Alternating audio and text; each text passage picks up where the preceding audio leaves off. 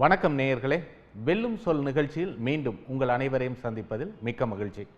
இன்றைய வெல்லும் சொல் நிகழ்ச்சியில் அனைத்திந்திய அண்ணா திராவிட முன்னேற்றக் கழக செய்தி தொடர்பாளரும் நட்சத்திர பேச்சாளருமான திரு நாஞ்சில் சம்பத் அவர்களை சந்தித்து பேச இருக்கிறோம். நேயர்களே, உங்கள் சார்பாக திரு நாஞ்சில் சம்பத் அவர்களை வரவேற்று நிகழ்ச்சிக்கு செல்வோம். வணக்கம். வணக்கம். ஒரு பரபரப்பான அரசியல் சூழ்நிலையில் உங்களை நான் சந்திக்கிறேன்னு நினைக்கிறேன். அதாவது தமிழகத்தை பொறுத்த மட்டில் எம்ஜிஆரால் துவக்கப்பட்டு செல்வி ஜெயலலிதா அவர்களால் எஃகுக்கோட்டையாக மாற்றப்பட்ட அதிமுக இன்னைக்கு ஆளுக்கு ஒரு அணியாக பிரிந்து நிற்கிறது. இந்த நிலைமையை எப்படி பார்க்குறீங்க? மிகுந்த கவலை அடைகிறேன் நான். இது நேர்ந்திருக்கக்கூடாது. காலம் செய்த கோலம். அம்மாவினுடைய மறைவிற்கு பிறகு இப்படி ஒரு முட்டுச்சந்தில் வந்து நிற்கிறது. ஓ பன்னீர்செல்வம் என்கிற அந்த பச்சை துரோகி இந்த இயக்கத்தை காட்டி கொடுத்ததனுடைய விளைவு இன்றைக்கு அனுபவிக்கிற துயரத்திற்கு அதுதான் காரணம். 9 மாத காலம் எந்த நிர்வாகமும் இங்கே நடக்கவில்லை என்று எதிர்க்கட்சி தலைவர் மு.க. ஸ்டாலின் குற்றம் சாட்டுகிறார். பதில் சொல்ல வேண்டிய முதலமைச்சர் பதில் சொல்லாமல் இருக்கிறார். அது போக நம்பிக்கை வாக்கெடுப்பு வருகிற பொழுது ரகசிய வாக்கெடுப்பு, அப்படி ஒரு மெத்தட் இதுவரைக்கும் எந்த சட்டமன்றத்திலும் நாடாளுமன்றத்திலும் நடந்ததில்லை. நம்பிக்கை வாக்கெடுப்பில் ரகசிய வாக்கெடுப்பு வேண்டும் என்று 2 பேரும் ஒரே குரலில் பேசுகிறார்கள். அம்மாவால் நியமிக்கப்பட்ட அருந்ததியர் வகுப்பை சார்ந்த தனபால் சட்டப்பேரவை தலைவராக இருக்கிறார். இந்தியாவில் இது ஒரு அழகிய முன்மாதிரி. நீங்க குறிப்பிடுகிற அந்த சமூகத்தை சேர்ந்தவர் ஜனாதிபதியாகவே இல்லை, அதாவது முதலமைச்சராக இருந்த அம்மா அவர்கள் ஒரு பிராமின், புரியுதா? அவர்களே எழுந்து வணங்குகிற இடத்தில் அவரை உட்கார வைத்திருந்தார். அவரை எல்லோரும் வணங்கினார்கள். அவரே வணங்குகிற இடத்தில் அவரை உட்கார வைத்திருந்தார். அவர் மீது பதவி விலகச் சொல்லுகிற தீர்மானத்தை கொண்டு வருகிறார்கள். அந்த பதவி விலக தீர்மானம் வருகிற பொழுது சபையை புறக்கணித்து திமுகவினுடைய முயற்சிக்கு கள்ளத்தனமாக ஒத்துழைப்பு கொடுத்தார்கள். இப்படி பச்சை துரோகத்தை இழைத்தார்கள். நேற்று கூட நீங்க குறிப்பிட்டீங்க, அதாவது அதிமுக செல்லக்கூடிய திசையை தீர்மானிக்கும் ஒரு தலைமையாக காலம் தந்த தலைமை தினகரன் அப்படின்னு சொன்னீங்க. பட் அவரே திசை தெரியாமல் இருக்கிறார் அப்படிங்கிறது நிதர்சனம். அவர் ரொம்ப தெளிவா இருக்காரு. ஆட்சியும் கட்சியும் காப்பாற்றப்பட வேண்டும். ஆட்சிக்கும் கட்சிக்கும் என்னால் ஊனம் வந்தது என்கிற பழி வந்துவிடக்கூடாது. நான் விலகி இருப்பதன் மூலம்தான் ஆட்சியும் கட்சியும் காப்பாற்ற முடியும் என்று அமைச்சர் பெருமக்கள் கருதுவார்களானால் அவர்களுடைய முடிவுக்கே நான் விட்டுக் கொள்கிறேன். நான் அரசியல் நடவடிக்கைகளிலிருந்து நான் பின்வாங்குகிறேன்னு சொல்லியிருக்காரு. போர்க்குணம் கொண்ட ஒரு தலைவர் தினகரன் அப்படின்னு சொல்றீங்க. இதுதான் அவருடைய போர்க்குணமா என்ன? இது போர்க்குணம் தானே. கைது செய்ய போகிறார்கள்னு நேற்றுக்கு இரவு 10 மணிக்கு தகவல் வருது. வந்தா வரட்டுமே. மூக்குத்தி பூ மேலே காற்று உட்கார்ந்து பேசுவது மாதிரி பேசுகிறார். 1000 அடிகளை தாங்கிக் கொள்கிற ஒரு ஷாக் ப்ரூஃப் பொலிட்டீஷியனை தமிழகம் இப்போதுதான் பார்க்கிறது. இத்தனை அவமானங்களை சகித்து கொண்டு அவர் புன்னகைக்கிறார். எதையும் தாங்கும் இதயம் வேண்டும் என்றார் அண்ணா. எதையும் தாங்கும் இதயம் டிடிவி தினகரனுக்கு மட்டும்தான் தமிழக அரசியலில் இருக்கிறது. அதை அடையாளம் கண்டிருக்கிறீர்கள். ஆமா, சரி. அதாவது நேற்று காலையில் இன்று எம்எல்ஏக்கள் கூட்டம் கூட்டப்படும், எனக்கும் ஆதரவு இருக்கிறது என்கிற மாதிரியான ஒரு கருத்தை சொன்னார். பார்த்து விடலாம் என்கிற ஒரு மனநிலையில் அவர் காலையில் இருந்தார். சுமார் 1 மணி நேரம் 2 மணி நேரம் கழித்து அந்த நிலைமை மாறுகிறது. நான் நேற்றே பதவியிலிருந்து விலகிவிட்டேன் என்கிற ஒரு கருத்தை. அப்ப அந்த காலகட்டத்தில் அந்த நேரத்தில் நடந்தது என்ன? ஒன்றும் இல்லை. அதாவது நான் இருக்கேன் அந்த இடத்துல. அந்த நேரத்தில் நானும் அவரோடு இருக்கிறேன். சட்டமன்ற உறுப்பினர்கள் அவரிடத்தில் நாளைக்கு கூட்ட வச்சிருவோமே, எத்தனை பேர் வர்றாங்கன்னு பார்த்துருவோம், மாவட்ட செயலர் கூட்டத்தை சேர்த்தே வச்சுடுவோம், பார்த்துட்டு நம்ம அடுத்த கட்ட நடவடிக்கை பற்றி யோசிக்கலான்னு அவருக்கு ஆலோசனை சொன்னார்கள்.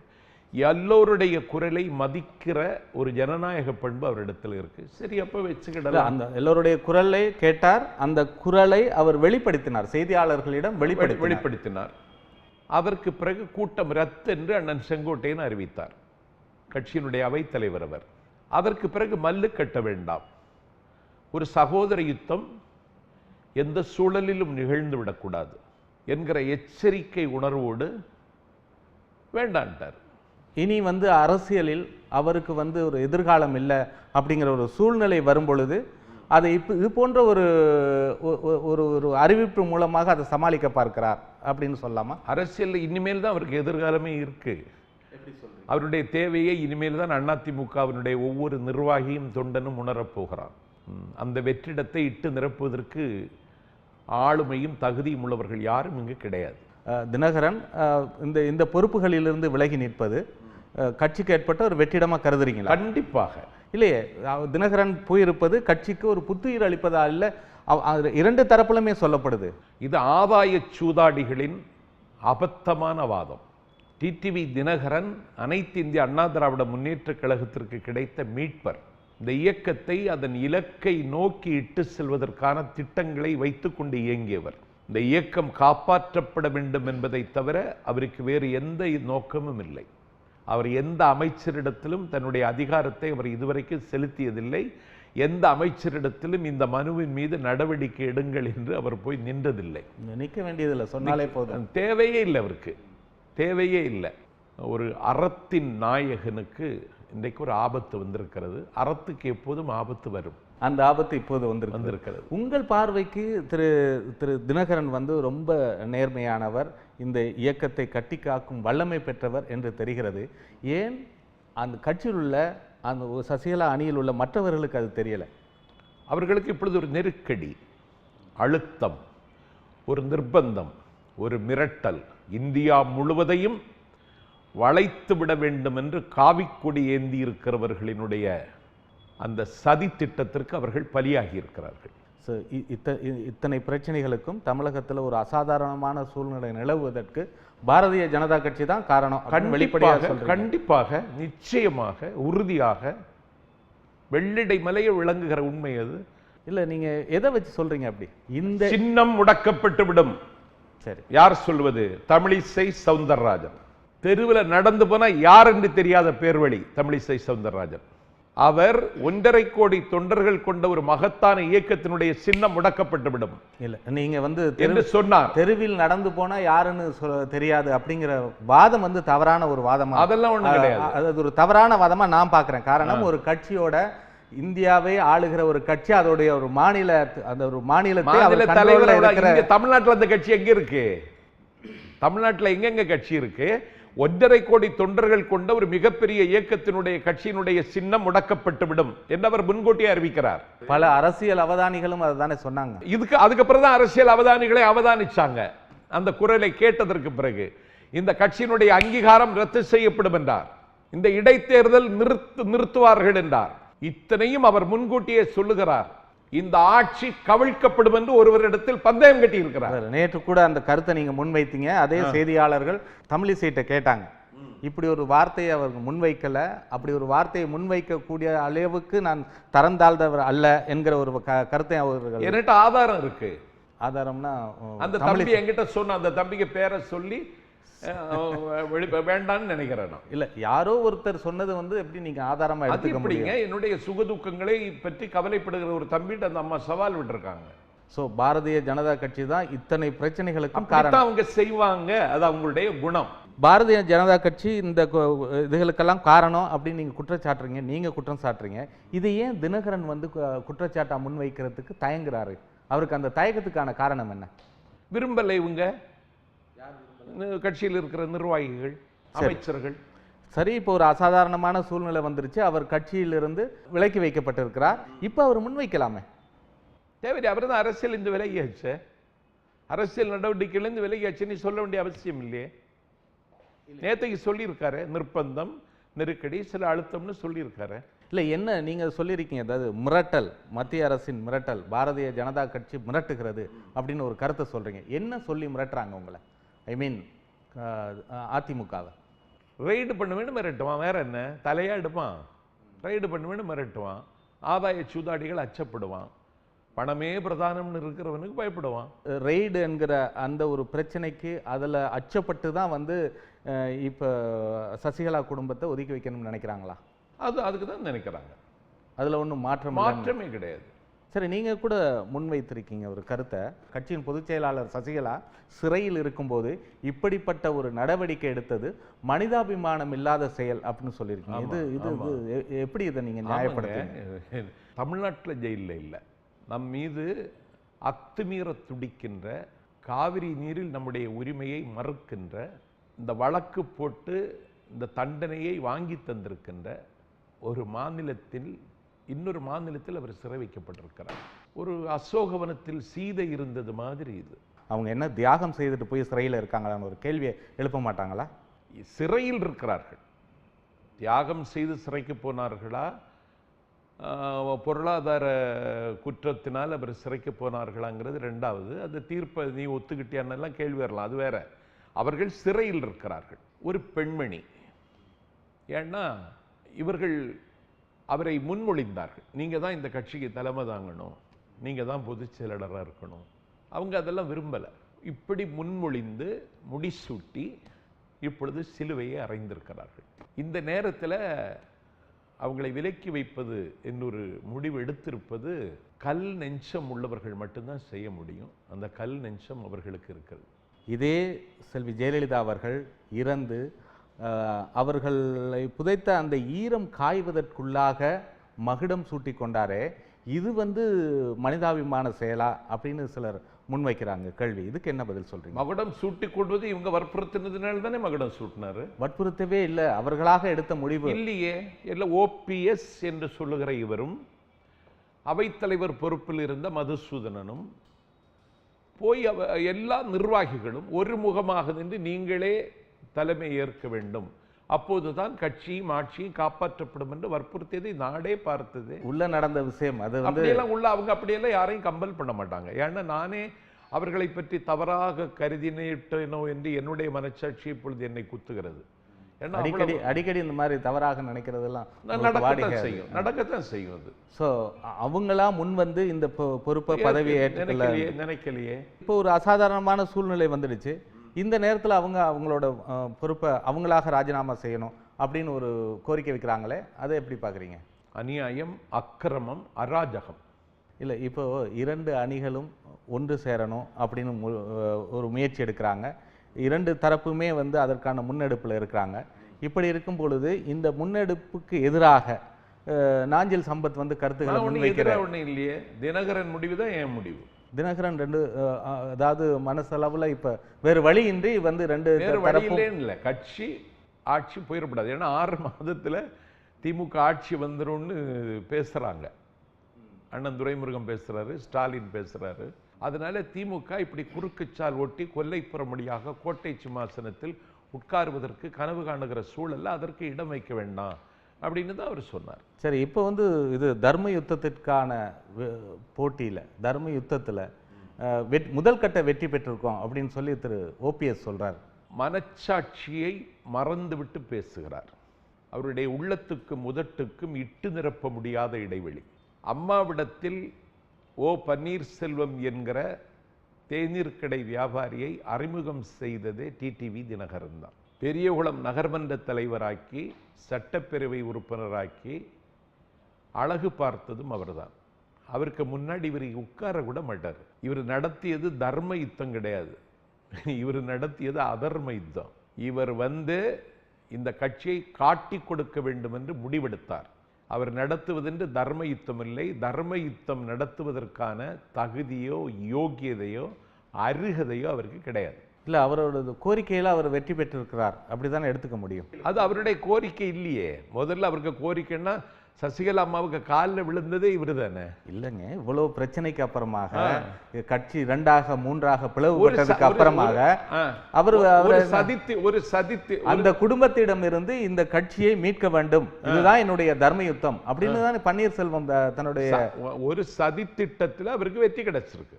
அது தர்ம யுத்தம்னு சொல்லக்கூடாது. இந்த சதி திட்டத்தின் பின்னணியில் யாரெல்லாம் இருந்தாங்க? பிஜேபி இருக்கு, திமுக இருக்கு. இது திமுக இருக்குன்னு எப்படி நீங்க இதுக்கு திமுகவுக்கும் இதுக்கும் எப்படி நீங்க அதை காரணப்படுத்துறீங்க? திமுக ஏன் இந்த 122 சட்டப்பேரவை உறுப்பினர்களுடைய ஆதரவு இருக்கிற பொழுது திமுக எதுக்கு நம்பிக்கையில்லா தீர்மானம் கொண்டு வரணும்? இல்லை, ஆதரவு அதாவது பல முறை இது போன்ற தீர்மானங்கள் பல சட்டமன்றங்களில் வெவ்வேறு மாநிலங்கள்லாம் கொண்டு வந்தது. இது வாடிக்கையான விஷயம். இதோட இதை நீங்கள் எப்படி ஒப்பிட்டு பேச முடியும்? நான் சொல்லுகிறது, திமுக இந்த ஆட்சி நீடிக்க வேண்டும் என்று விரும்புகிறதா? இல்லை, இல்லையே. அதுக்கு அவங்க சொல்ற காரணம் ஊழல், முறைகேடுகள், இது சார்ந்த ஒரு ஆட்சி இருக்கக்கூடாது அப்படின்றது அவங்க சொல்ற அவங்களோட வாதமா இருக்கு. அதனால திமுக இந்த ஆட்சி இருக்கக்கூடாதுன்னு நினைக்கும். அந்த அவருடைய நினைப்புக்கு இவர் பலியானார். இப்பொழுது பிளேட்டை வேற மாத்துறாரு. சரி, நீங்க இது போன்ற ஒரு ஒரு ஒரு ஸ்டாண்ட்ல நீங்க இருக்கும்போது உங்கள் மீது நடவடிக்கை பாயும் அப்படின்னு ஒரு அச்ச உணர்வு உங்களுக்கு இல்லையா? எனக்கு அச்சம் என்பது என்னுடைய நிழலை கூட தொட முடியாது. நாமார்க்கும் குடியெல்லோம் நமனையஞ்சோம் நரகத்தில் இடர்படோம் நடலையெல்லோம் ஏமாப்போம் பிணியறியோம் என்னாலும் இன்பமே துன்பம் இல்லை அப்படின்னு 3 வயசுல அந்த பாட்டை உச்சரித்து வளர்ந்த வாழ்க்கை என்னுடைய வாழ்க்கை. அச்சம் என்பது எனக்கு இல்லை. ஸோ ஒரு ஒரு ஒரு முடிவோடு இருக்கீங்க அப்படின்னு முடிவு? நான் நியாயத்தின் பக்கம் நிற்கிறேன், நீதியின் பக்கம் இருக்கிறேன். என்னுடைய மனச்சாட்சிக்கு ஏற்ப நான் நடந்து கொள்கிறேன், அவ்வளவுதான். தொடர்ந்து பேசுவோம். நேயர்களே, ஒரு சிறிய இடைவேளைக்கு பிறகு வெல்லும் சொல் தொடரும்.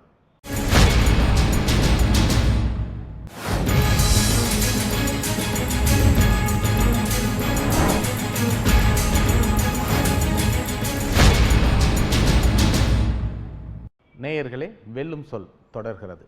அதிமுகவில் இத்தனை குழப்பங்களுக்கும் திருமதி சசிகலாவின் அவசர போக்குதான் காரணம் அப்படின்னு சிலர் முன்வைக்கிறாங்க. அவர்கள் கட்சியின் பொதுச் செயலாளராக தன்னை ஆக்கி கொண்டது, அதனைத் தொடர்ந்து முதல்வராக ஆக்க முயற்சி செய்தது, இதெல்லாம் அவசர கோலத்தில் எடுத்த முடிவு. இந்த அவசர கோலத்திலான முடிவு இன்று கட்சிக்கு ஒரு பெரிய பின்னடைவை ஏற்படுத்தி இருக்கிறது அப்படின்னு ஒரு சாரார் சொல்றாங்க. அரசியல் அவதானிகளோட பார்வை அதுவாக இருக்கிறது. இதை எப்படி பார்க்குறீங்க? அவசர கோலம்னு சொன்னா இந்த கட்சியினுடைய கட்டுக்கோப்பை சிதைத்து இதை காட்டி கொடுப்பதற்கு பன்னீர்செல்வம் முடிவெடுத்து விட்டதற்கு பிறகு இந்த கட்சியை காப்பாற்ற வேண்டிய கட்டத்திற்கு அவர் வந்தார். அதற்கு எல்லோரும் கை கொடுத்தார்கள். அவர் அந்த பொறுப்பை, சுமையை ஏற்றுக்கொண்டார். திராவிட முன்னேற்றக் கழகத்தினுடைய எதிர்க்கட்சி தலைவர் ஸ்டாலினுடைய குரலும் இவருடைய குரலும் ஒரே குரலாக இருக்கிறது. நீங்களே முதலமைச்சராக நீடியுங்கள், எங்களுக்கு உங்கள் ஆதரவு எப்போதும் உண்டு என்று அண்ணன் துரைமுருகன் சட்டமன்றத்திலே அறிவிக்கிறார். உங்கள் ஆதரவு எனக்கு எதற்கு என்று கூட எழுந்து நின்று பதில் சொல்லாமல் ஒரு கள்ள மௌனம் இவர் சாதித்தார். ஒரு சட்டமன்றத்தில் ஒரு இயல்பான நிலைமை நீடிக்கிறதுக்காக சொல்லப்பட்ட வார்த்தை. அது என்ன இயல்பான நிலைமை? திமுக ஆதரவு எதுக்குங்க? உங்கள் ஆதரவு எங்களுக்கு எதற்குன்னாவது கேட்க வேண்டாமா? அன்றைக்கே அமைச்சர் பெருமக்கள் கழகத்தின் பொதுச்சிருந்து இப்படி ஒரு தாட்டு போயிட்டு இருக்கு, தடம் மாறுகிறார், தப்புத்தாளம் போடுகிறார், தில்லுமுல்லும் திருவிளையாடலும் செய்வதற்கு அவர் துணிந்து விட்டார். கட்சியை காப்பாற்ற வேண்டுமானால் அவரை இந்த நாற்காலியிலிருந்து அப்புறப்படுத்துவதை தவிர வேறு வழி இல்லை என்று முடிவெடுத்தார்கள். பார்ப்பதும் பேசுவதும் சிரிப்பதும் இதெல்லாம் ஒரு பார்க்கப்படுகிறது தமிழக அரசியல் கலாச்சாரம். பார்ப்பதும் சிரிப்பதும் தவறுன்னு நான் சொல்லல. நான் என்ன சொல்றேன்னா, வெளிப்படையாக தமிழ்நாடு சட்டமன்றத்தில் எதிர்க்கட்சி துணைத் தலைவர் இப்படி அறிவிக்கிறார். மிகப்பெரிய ஒரு பலத்தோட எதிர்க்கட்சி அந்த அவையில் இருக்கும் பொழுது அந்த சபையை ஒரு சுமூகமாக நடத்துவதற்கு அவர் எடுத்த ஒரு தந்திரமாக இதை நீங்க பார்க்கக்கூடாது. தீரா பகை இருக்கிறது. அம்மாவினுடைய மறைவிற்கு பிறகு 6 மாதத்தில் திமுக ஆட்சி வரும்னு பேசிட்டு இருக்காங்க. அந்த குரல் எல்லா இடங்களிலும் எதிரொலிக்கிற நேரத்தில் தான் அண்ணன் துரைமுருகன் இப்படி பேசுறாரு. அதுக்கு ஒரு பதில் சொல்லி இருக்கலாமேன்னு கழக தொண்டர்களுடைய கவலையும் ஏக்கமும். கழக தொண்டர்களா அல்லது சட்டமன்ற உறுப்பினர்கள், அமைச்சர்கள் எல்லாருக்கும் இருந்துச்சு. நிர்வாகிகள் செல்வாக்கு என்னவோ சசிகலா அணிக்கு முழுமையாக இருக்கிறது. ஆனால் தொண்டர்களின் பணம் ஓபிஎஸ் பக்கமே இருக்கிறது என்று சொல்லப்படுது. அதை எப்படி பார்க்குறீங்க? அம்மாவினுடைய மறைவிற்கு பிறகு நாங்கள் நாடு முழுக்க 4000 கூட்டங்கள் நடத்தி இருக்கிறோம். எத்தனை அச்சத்தோடு, எத்தனை அச்ச உணர்வோடு அந்த கூட்டங்கள் நடத்தப்பட்டது என்பது ஒரு அச்சமும் கிடையாது. பத்திரிகைகளில் ஒரு அச்சமும் கிடையாது. எல்லா கூட்டத்திலையும் அட்டென்ட் பண்ணவனா? என்ன அச்சம்? ஒரு பெரிய பாதுகாப்போட ஒரு பாதுகாப்பும் கிடையாது. என்ன அச்சம்? எல்லா இடங்களிலும் மக்கள் எதிர்ப்பு தெரிவித்தார்கள் என்கிறது அதெல்லாம் கிடையாது. திட்டமிட்டு செய்கிறது சார். ஒரு எதிர்ப்பு தெரிவிக்கிறது திட்டமிட்டு. இதே அமைச்சர் திரு வீரமணி அவர்கள் நேற்று வேலூர்ல நடந்த ஒரு பொதுக்கூட்டத்தில் பேசியிருக்கிறார். 4-5 மாதங்களாக நாங்கள் தைரியமாக வெளியில் செல்ல முடியாத நிலை இருந்தது. இன்னைக்கு வாழ்க்கையில் மிகவும் சந்தோஷமாக இருக்கிறது. அது போன்ற நிலை மாறி இருக்கிறது என்று ஒரு அமைச்சரே சொல்லியிருக்கிறார். இதுக்கு ஆதாரம் இருக்கிறது. ஆமா, நானே பார்த்தேன். அதை பார்த்தேன். எடுத்த முடிவுக்கு நியாயம் கற்பிப்பதற்கு அண்ணன் வீரமணி பேசுகிறார். இல்ல, அதோட வெளிப்பாடு ஒரு அசாதாரணமான சூழ்நிலை 4-5 மாதங்களாக இருந்தது என்பதோட வெளிப்பாடு தானே. ஒண்ணும் கிடையாது. நான் தமிழ்நாடு பூரா பேசிட்டு இருக்கேன். இதுல என்ன அசாதாரணமான சூழல? பல இடங்கள்ல பேசியிருக்கீங்க. ரொம்ப உணர்வு பூர்வமாக, உணர்ச்சி பூர்வமாலாம் பேசுறீங்க. அது நாங்க கண்கூடா பார்க்கிறோம். ஆனா இதே சசிகலாவை நீங்க யார் என்று தெரியாது என்று சொன்னீர்களே, இப்ப எப்படி அவங்களுக்கு அவ்வளவு பெரிய ஒரு திறமை எங்க இருந்ததா எப்படி நீங்க கண்டுபிடிச்சீங்க? கடுமையான விமர்சனத்தை அவர் யாருன்னு தெரியாது, நான் பார்த்ததில்லை, நான் பழகியதில்லை. ஒரு 30 ஆண்டு காலம் இந்த இந்த இந்த இந்த இந்த இயக்கத்தோட ஒரு பெரிய தலைவராக இருந்த செல்வி ஜெயலலிதா அவர்களோடு கூட இருந்தவர். பல சந்தர்ப்பங்களில் அவருக்கு ஆலோசனை கூறியவர் என்றெல்லாம் சொல்லப்பட்டு வந்தது. அவரை பற்றி நிறைய தகவல்கள்லாம் வந்து கொண்டிருந்தது. அப்பெல்லாம் உங்களுக்கு அவரை பற்றி தெரியலையா? எனக்கு அவங்களோட பழக்கம் இல்லை, பார்த்ததில்லை, பழகியதில்லை, தொலைபேசியில் கூட நான் அவரிடத்தில் பேசியதில்லை.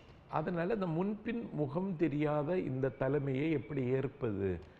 ஒரு 30 ஆண்டு காலம் பேசிட்டோம், பொது வாழ்வே போதும் என்கிற மனநிலைக்கு நான் துணிந்து வந்ததற்கு பிறகுதான் இந்த துணிச்சலை அறிவித்தேன். இல்லை, அதான் நீங்கள் விமர்சனம் செய்து ஒரு 3 மாத காலம் 4 மாத காலம் அவர்களுடைய செயல்பாடுகளை பார்த்து நீங்கள் அவருக்கு ஆதரவாக மாறுவது அல்லது அவரது கொள்கைகளை ஏற்றுக்கொள்வது என்பது வேறு. ஆனால் பேசி அவரை பற்றி விமர்சனம் செய்து 2-3 நாளில் நீங்கள் இது போன்ற ஒரு முடிவு எடுத்தீங்க. அந்த 3 நாட்களில் சசிகலாவை பற்றி நீங்கள் என்ன தெரிந்து கொண்டீங்க? இல்லை, அவங்களே என்னை தொடர்பு கொடுக்கிறார்கள். இந்த பெருந்தன்மையை நான் ரொம்ப நெகிழ்ந்துட்டேன். இவரை வெளியில் விடக்கூடாது அப்படின்னு. சம்பத்துக்கு என்ன மனக்குறை இருந்தாலும் என்கிட்ட வெளிப்படையாகவே சொல்லலாம். உங்களை நாங்கள் இழக்க விரும்பலை. அம்மாவினுடைய மறைவுக்கு பிறகு நாங்கள் ட்ராவல், அப்படி தான் சொன்னாங்க, ட்ராவல் தொடங்குகிறோம். சம்பத்துக்கு என்ன மனக்குறை இருக்க போகிறது?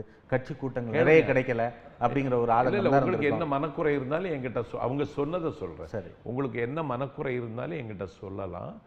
நாங்கள் ட்ராவல் தொடங்க போகிறோம், நீங்கள் எங்கள் கூட சேர்ந்து பயணிக்கணும் அப்படின்னு சொன்னாங்க. நான் அதுக்கப்புறம் டிடிவி தினகரன் என்கிட்ட பேசினார். நான் அதுக்கப்புறம் சின்னம்மாவை சந்திக்கலாமான்னு கேட்டார். சந்திக்கலாமே அப்படின்னு பார்த்தேன். அவங்க என்கிட்ட கேட்ட முதல் கேள்வியே, ஏன் காரை திருப்பி அனுப்புனீங்கன்னு கேட்டாங்க. நான் சொன்னேன், கட்சியிலிருந்து வெளியேறுவதுன்னு முடிவெடுத்துட்டேன். கட்சி எனக்கு தந்த கார் கட்சிக்கு ஒப்படைச்சிட்டேன். இல்லை, உங்களுக்கு அம்மா கிஃப்டாக தந்ததுன்னாங்க. இல்லை இல்லை இல்லை, நான் பயன்படுத்துவதற்கு தந்த கார். இல்லை, உங்களை இன்றைக்கி நான் சந்திக்கலைன்னா உங்கள் கார் உங்கள் வீட்டுக்கு வந்திருக்கும் அப்படின்னு சொன்னாங்க. இன்னா செய்தார்க்கும் இனியவே செய்யாக்கால் என்ன பயத்ததோ சால்புங்கிறது மாதிரி அவங்க நடந்துக்கிட்டாங்க. அந்த ஒரு விஷயமே அவங்க அது ஒரு விஷயம் மட்டும் இல்லை, எல்லாரையும் சந்திச்சாங்க. காற்றும் வெளிச்சமும் உள்ள இடத்திற்கு கட்சியை கொண்டு வந்தாங்க. அது எம்ஜிஆரினுடைய பிறந்த நாளுக்கு ராமாவரம் தோட்டத்துக்கு வந்தார்கள். அந்த காது கேளாத அந்த இதெல்லாம் நீங்கள் சேர்ந்ததுக்கு பிறகு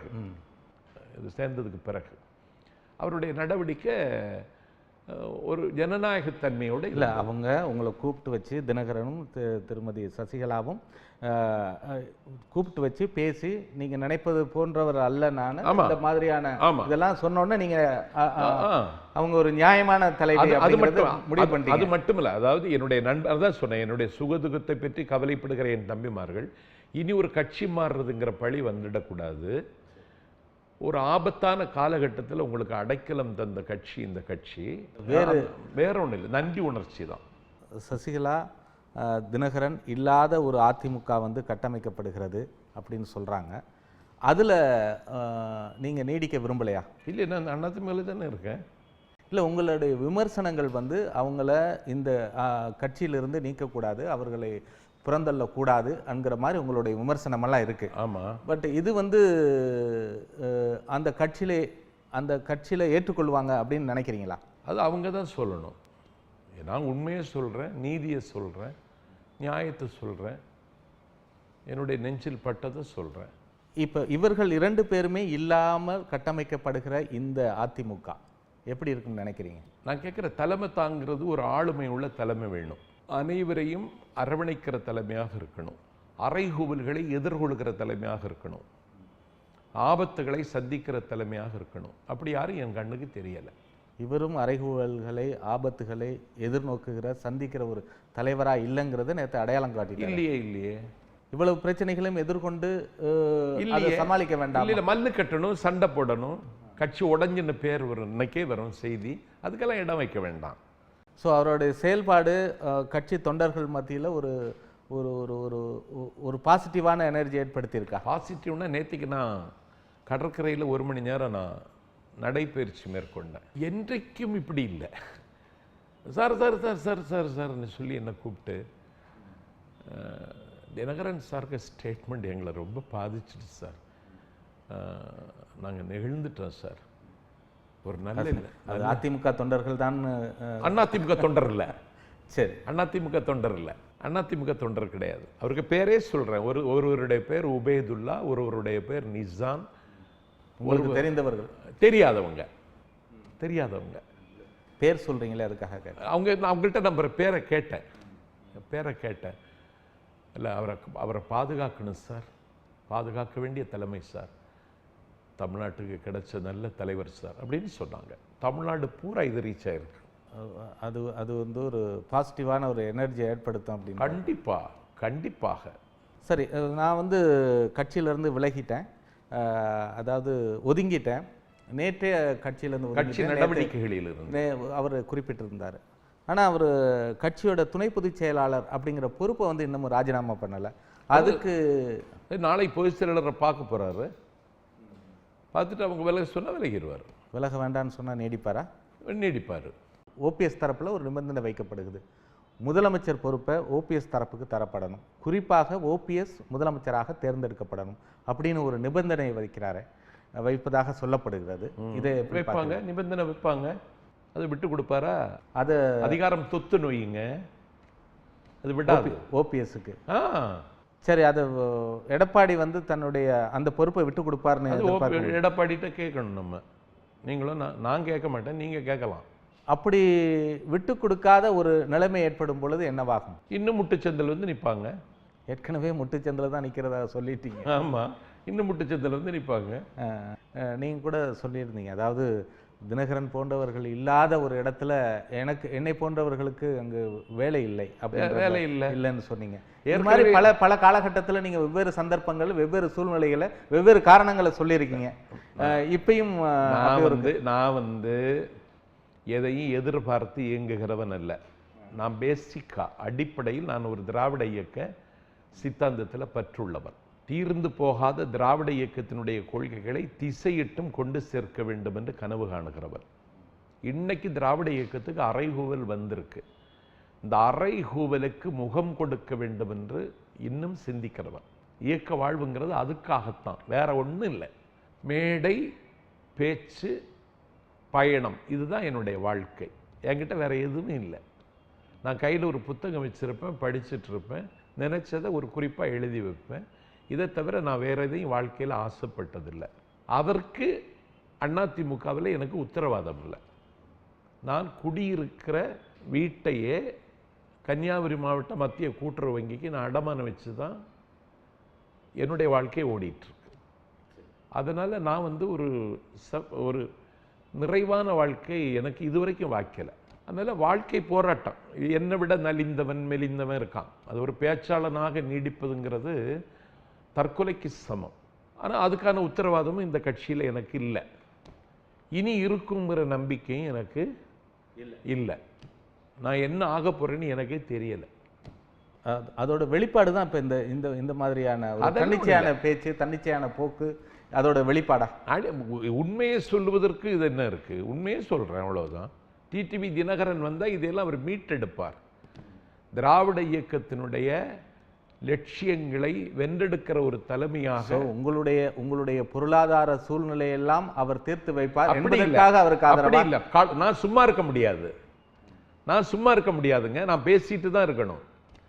பேச்சு எனக்கு மூச்சு. பேசுவதற்கு ஒரு தளம், கண்டிப்பாக தளம் ஒரு வருமானத்துடன் கூடிய ஒரு தளமாக. ஆமா, எனக்கு வேற முறையீடு செய்ய தெரியாது. புரியுதா? நாளைக்கே நீங்க நாளைக்கு எனக்கு மேடை கிடைக்கலன்னா நாளைக்கு உங்க மீடியாவுக்கு நான் வந்தால் நான் கட்டணம் கேட்பேன். ஏன்னா நான் டிராவல் பண்ணணும், நான் பயணிக்கணும். அது வேற ஒன்றும் இல்லை. இது நாகரிகமா வழிச்செலவும்பாங்க. நான் வாரியார் சுவாமிகளை வச்சு நானே கூட்டம் நடத்தியிருக்கேன். வாரியார் சுவாமிகளை வச்சு கூட்டம் நடத்தி கவர் பண்ணியாச்சா அப்படின்னு கேட்டார் என்ன. சரி, கவர் பண்ணியாச்சான்னு கேட்டார். பண்ணிட்டேன் சுவாமி அப்படின்னு சொன்னேன்.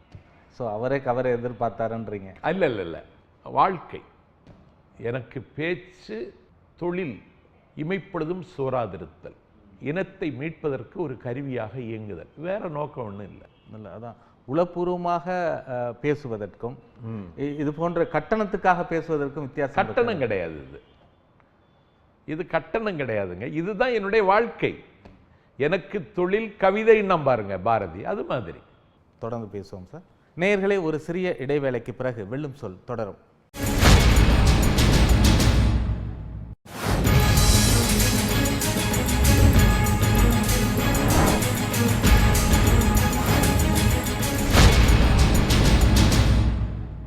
நேயர்களே, வெல்லும் சொல் தொடர்கிறது. இப்போ தமிழகத்தில் கலகங்கள் இல்லாத ஒரு ஆட்சியை நிர்மாணிக்க போகிறோம். அதிமுக அழிந்து விட்டது, திமுக அழிந்து வருகிறது, அடுத்து பாரதிய ஜனதா கட்சி தான். இந்த இரண்டு கழகங்களுமே இல்லாத ஒரு சூழ்நிலை உருவாக்கி இங்கே அதிமுக, பாஜக ஆட்சி அதிகாரத்துக்கு வரும் அப்படின்னு அவங்க ஒரு வெளிப்படையாகவே சொல்ல ஆரம்பிச்சிட்டாங்க. பாஜக கூவம் பாவத்தை போக்கினாலும் போக்கும், கள்ளிப்பால் கண் நோயை நீக்கினாலும் நீக்கும், இடி இடித்து நீலவானம் கிழிந்தாலும் கிழியும். ஆனாலும் இந்த பிஜேபி என்கிற இந்த வகுப்புவாத கட்சி தமிழ்நாட்டில் காலூன்றவே முடியாது. அதற்கு தமிழகம் அனுமதிக்காது. இந்தியா முழுவதும் ஒரு பலமான ஒரு கட்சியாக பாஜக, அதுவே அந்த கட்சிக்கு பலவீனமாக மாறப்போகிறது என்பதை நாளைக்கு நீங்களே சொல்லுவீர்கள். இல்ல, ஒவ்வொரு மாநிலமாக ஆட்சி அதிகாரத்தை கைப்பற்றி வெறியோடு இன்னைக்கு ஏறக்குறைய 13 மாநிலங்கள்ல பாரதிய அந்த வெறி தான் இப்பொழுது அவர்களை இயங்க வைக்கிறது. இந்தியா முழுவதை காவிமயமாக்க வேண்டும் என்று துடிக்கிறார்கள். முதலமைச்சருடைய தலைக்கே விலை வைக்கிறார்கள். நாட்டு மக்களினுடைய சுதந்திரத்தில், அவர்களுடைய சுயமரியாதையில் கல்லறிகிறார்கள். சரி, ஆர்கே நகர் இடைத்தேர்தல் இது ரத்து செய்யப்பட்டது. இதற்கு காரணம் முழுக்க முழுக்க தினகரன் தரப்புல கோடிக்கணக்கான ரூபாய் வாக்காளர்களுக்கு கொடுக்கப்பட்டது. ஒரு வாக்குக்கு 4000 ரூபாய் வீதம் பட்டுவாடா செய்யப்பட்டது. இதுதான் முழுக்க முழுக்க காரணம் என்கிற ஒரு குற்றச்சாட்டை முன்வைத்து இந்த தேர்தலை ரத்து செய்திருக்கிறாங்க. இதை எப்படி பார்க்குறீங்க? தேர்தல் ஆணையத்தினுடைய கையாலாகத்தனத்தை காட்டுகிறது. முதல்ல ரிட்டர்னிங் ஆஃபீஸரை மாற்றினாங்க, ரெண்டாவது கமிஷனரை மாற்றினாங்க, போலீஸ் கமிஷனரை. அதுக்கு பிறகு 6 அதிகாரிகளை நியமித்தார்கள். அதற்கு பிறகு 18 பெட்டாலியனை வரவழைத்தார்கள். அதற்கு பிறகு வீதிக்கு வீதி சிசிடிவி கேமரா வைத்தார்கள். அதற்கு பிறகு ராஜேஷ் லெக்கானிக்கு நிகரான அதிகாரம் பெற்ற பத்ரா என்கிற அதிகாரியை வரவழைத்தார்கள். அதற்கு பிறகு தேர்தலை ரத்து செய்கிறார்கள் என்றால் தேர்தல் கமிஷனுடைய கையாலாகத்தனம். இத்தனை ஏற்பாடுகளையும் செய்து, இத்தனை சிசிடிவி கேமராக்களையும் பொருத்தி நடந்த முறைகேடுகளை ஆதாரபூர்வமாக தெரிந்த பிறகு தேர்தலை ரத்து செய்யாமல் என்ன செய்வார்கள் என்று கேள்வி எழுப்புறாங்களே, இதுக்கு என்ன? எங்க ஆதாரம் இருக்கு? வீடியோ ஆதாரங்கள் நிறைய கிடையாது. இல்ல, எல்லா தொலைக்காட்சி ஆதாரம் இருந்தா கோர்ட்ல வரட்டும். எங்க சார் ஆதாரம் இருக்கு? நாங்க பணம் கொடுத்து ஜெயிக்கணும்னு சொன்னா நாங்க ஏன் இவ்வளவு உழைப்பை நல்கணும்? காலையில் எழுந்து வாக்கு கேட்க அவர் வர்றாருங்க, வேகாத வெயில்ல. மாலையில் வர்றாரு வேட்பாளர். நாஞ்சில் சம்பத் இதுதான் சொல்வார்ன்றது எதிர்பார்க்கிறது தான். எப்படி? அவர் இதற்கு ஆதரவாக, அதாவது தினகரன் செயல்பாடுகளை நியாயப்படுத்தி தான் பேசுவார். ஆமா, நியாயப்படுத்தி தான் பேசுவேன். நான் ஏற்றுக்கொண்ட தலைமை நியாயப்படுத்தி தான் பேசணும். ஸோ பணப்பட்டுவாடாலாம் எதுவுமே நடக்கல. சார், நீங்க அந்த நீதிமன்றத்துக்கு போகலாமே இந்த தேர்தல் ரத்து செய்ததை எதிர்த்து? உங்க அமைப்பு நீதிமன்றத்துக்கு போகலாமே சார்? அங்க நியாயம் கிடைக்குமா? நீதிமன்றத்தில் நியாயம் கிடைக்காது. அப்ப எங்கதான் நியாயம் கிடைக்கும்? நியாயமே இல்லை. நியாயத்தின் கொடி அறுந்து கீழே கிடக்கிறது. அறத்தின் கொடி அரைக்கம்பத்தில் பறக்கிறது.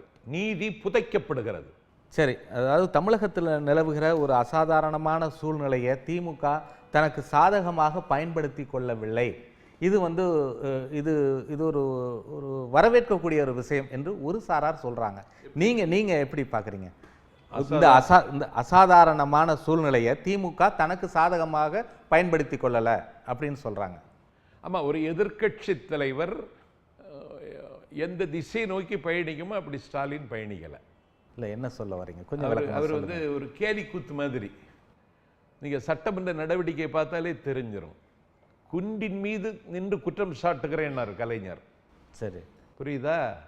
அப்படி குற்றச்சாட்டுகளை வைக்கணும், ஆதாரங்களை அள்ளி வீசணும், அனலும் கனலும் மணக்க பேசணும். எந்த ஆளுமையும் கிடையாது ஸ்டாலினுக்கு. வெளிநடப்பு செய்ததற்கு காரணத்தையே பார்த்து சொல்லுகிறவர் எதிர்க்கட்சி தலைவரா எப்படி இருக்க முடியும்? இல்ல, பார்த்து சொல்றது வந்து இல்ல இல்ல இல்ல ஏன் வெளிநடப்பு செய்தங்கிறதையும் பார்த்து சொல்லணுமாங்க? அதை வேற நியாயப்படுத்துறீங்க. இல்ல இல்ல, குறிப்புகளை பார்த்து சொல்றதுல என்ன தவறு? வெளிநடப்பு செய்ததையும் பார்த்து சொல்லணுமா? இல்ல, அததான் நான் கேட்கிறேன். ஆதாரத்தை அடிக்க வைத்து பேசி இருக்காருன்னு சொல்லுங்க. ஸோ ஸ்டாலின் வந்து ஒரு எதிர்க்கட்சி தலைவரா முறையா செயல்படலை அப்படின்னு சொல்ல. செயல்படவே இல்லை, செயல்பட தெரியாது. இதுக்கு முன்னாடி கொஞ்ச நேரத்துக்கு முன்னாடி தான் அதாவது பன்னீர்செல்வத்தை தன்னோட கைக்குள்ள வச்சுக்கிறதுக்காக ஏதோ செய்தாரு அப்படின்லாம் சொன்னீங்க. இப்போ வந்து அது எதிர்க்கட்சி தலைவருக்குரிய இலக்கணமா? அது எதிர்க்கட்சி தலைவருக்கு இலக்கணமா? அதாவது ராவணன் கீழே விழுந்து கிடப்பான், கம்பன் பேசுவான், உனக்கு சரியான எதிர்க்கட்சி இல்லை, அதனாலதான் நீ கீழே விழுந்து கிடக்கிற. அடுக்கும் இது அடாது இது என்று அறிவினால் ஏது காட்டி உன்னை இடிக்கினர் இல்லைன்னு கம்பன் சொன்னான். அடுக்கும் இது அடாது இது, நடக்கும் இது நடக்காது இது, நன்று இது தீது இது, மரபிது மருள் இது, இருள் இது வெளிச்சம் இது என்று அறிவினால் ஆற்றுப்படுத்துகிற கடமையை செய்கிறவன் தான் எதிர்க்கட்சி தலைவர். அந்த தகுதி இருக்கா? அடுக்குமொழியும் அடுக்குமொழி கிடையாது. அதுதான் அடுக்குமொழியும் அலங்கார சொற்களும் திரு சம்பத்தை வாழ வைத்து அப்படி எல்லாம் ஒண்ணும் கிடையாது. அண்ணாவை பார்த்து சொன்னாரு காங்கிரஸ் கட்சியினுடைய மதிக்கத்தகுந்த தலைவர் Vinayagam, your days or numbered. அண்ணாவுக்கு தெரியும் இந்த வார்த்தை இவனா சொல்லல, இது எதுல இருந்தோ திருடி இருக்கான்னு தெரிஞ்சு அதே காப்பியத்திலிருந்து அண்ணா பதில் சொன்னார். அவர் ஸ்டெப்ஸ் ஆர் மெஷர்ட். இதுதான் எதிர்க்கட்சி தலைவருக்குரிய இலக்கணம். இல்லப்பா, ஸ்டாலினுக்கு மட்டும் அந்த தன்மை இல்லைன்றீங்களா? இப்ப அரசியல்ல இருக்கிற மற்ற தலைவர்களுக்கும் அந்த தன்மை இல்லைன்னு சொல்றீங்க? இல்ல, யாருக்கும் இல்ல. எனக்கு தமிழகத்துல யாருக்கும் இல்லைங்கிறீங்க? இல்ல, தமிழ்நாட்டினுடைய விதி இல்ல. அந்த இலக்கணம் எல்லாம் அந்த திறமை வந்து சம்பத்துக்கு இருக்குன்னு எதிர்பார்க்கலாமா? நான் அதை விரும்பல. நான் அதிகாரத்தின் நிழலில் ஒதுங்க மாட்டேன். சரி, உங்களுடைய கணிப்புல சொல்லுங்க. நிறைவா ஒரு கேள்வி.